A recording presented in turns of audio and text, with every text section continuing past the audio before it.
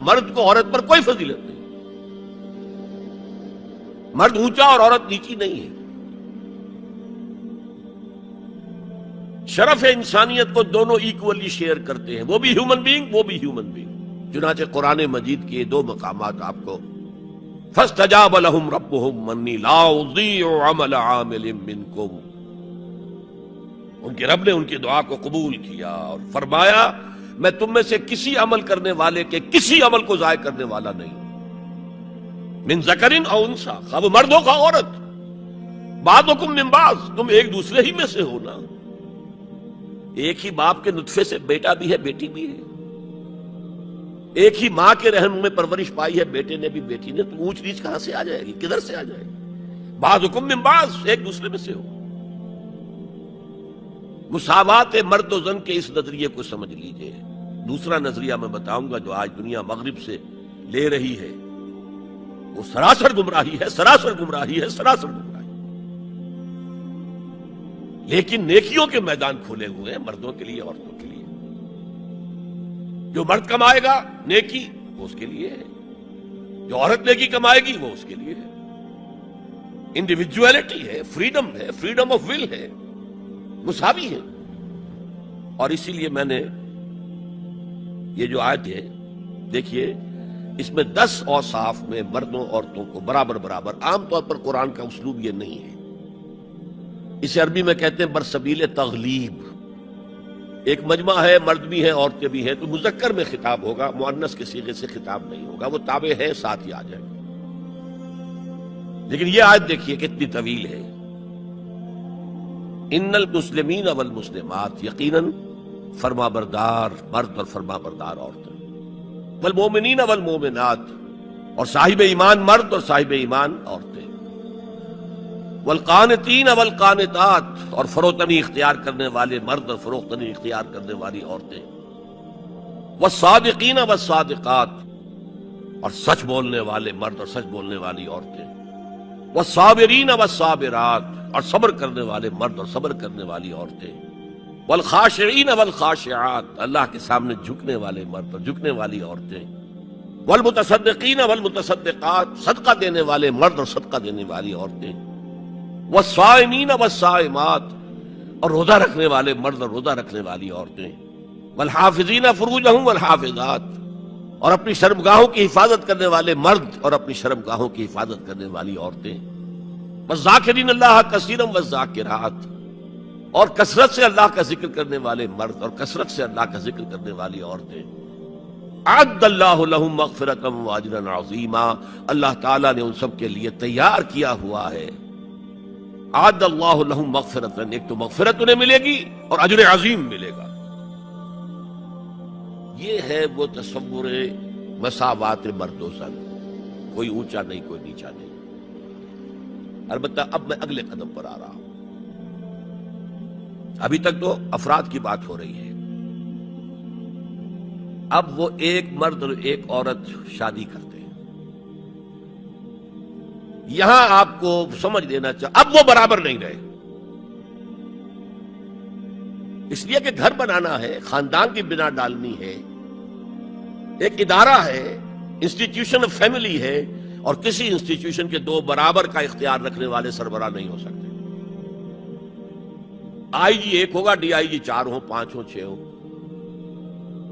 کوئی فرم ہے، managing director ایک ہوگا، آپ 100 ڈائریکٹر رکھ لیں، مینیجنگ ڈائریکٹر 2 نہیں ہو سکتے، کوئی کاروبار چل ہی نہیں سکتا۔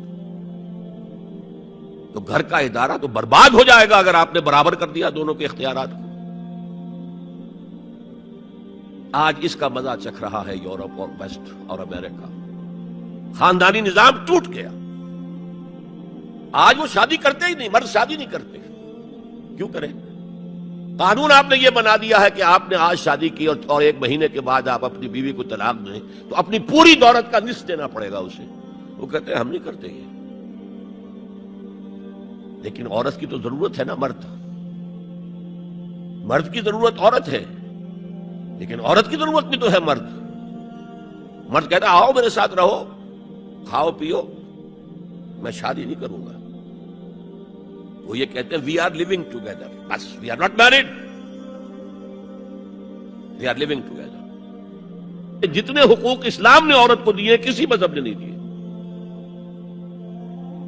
لیکن برابر آپ کر دیں گے تو خاندان کا ادارہ ختم ہو جائے گا۔ اسی لیے فرمایا گیا الرجال قوامون علی النساء فالصالحات قانتات حافظات للغیب بما حفظ اللہ۔ مرد حاکم ہیں عورتوں پر، نیک بیویاں وہ ہیں جو اپنے شوہروں کی اطاعت کرتی ہیں۔ ظاہر بات ہے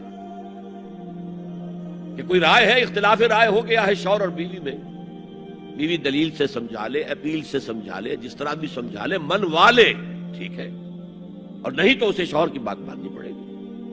تو نیک بیویاں تو وہ ہیں جو اپنے شوہروں کی اطاعت گزار ہیں، اس سے وہ بانڈ جو ہے مضبوط رہتا ہے۔ پھر اسلام نے اتنا منصفانہ نظام کیا ہے قائم، جب اللہ نے مرد کو بنایا طاقتور زیادہ،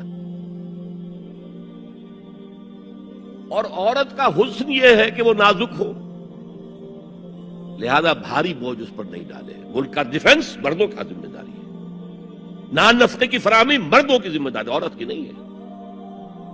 عورت کا کام ہے گھر میں رہے، شوہر کے لیے اچھا ماحول پیدا کرے۔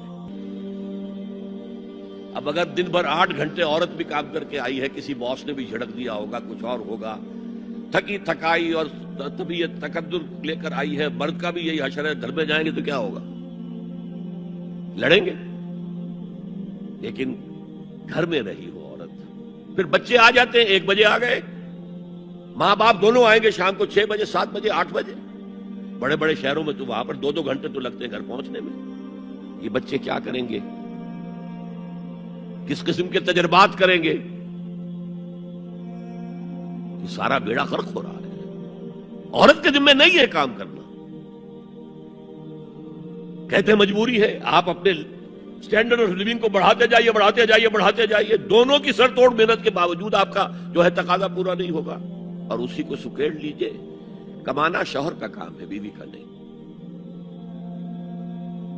اس کو اقبال نے کہا ہے کہ اسلام کا معاشرتی نظام 2 حصوں پر مشتمل ہے، حافظ ناموس زن، ایک تو عورت کی عصمت و عفت کی حفاظت، مرد آزما، مرد کے اوپر چیلنج ہے، بھاری بوجھ تمہیں اٹھانے ہیں، مرد آزما مرد آفرین، بھاری کام سارے مردوں کے لیے ہے، عورت گھر میں رہے۔ اور آج بھی امریکہ میں جو اسٹے ایٹ مومز کہلاتی ہیں، وہ مائیں جو گھروں میں رہتی ہیں، ان کا بہت بڑا ان کا مقام ہوتا ہے، ان کے بچوں کی تربیت جو ہو سکتی ہے۔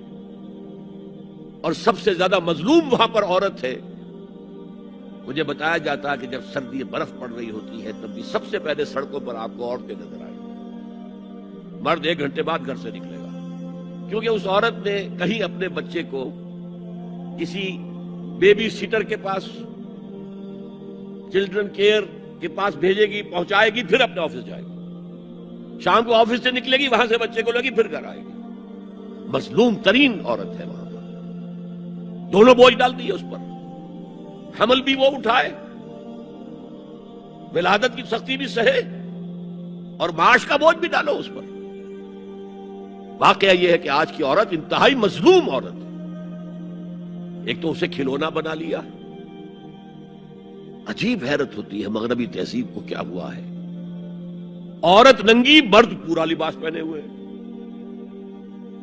پینٹ بھی ہے اور کوٹ بھی ہے، سوٹ پورا ہے اور ٹائی بھی ہے، اور عورت ننگی ہے، اور شدید ترین سردی کے اندر ٹانگیں ننگی ہیں اس کی۔ یہ اسلام کا معاشرتی نظام اس کو کسی صورت گوارا نہیں کرتا۔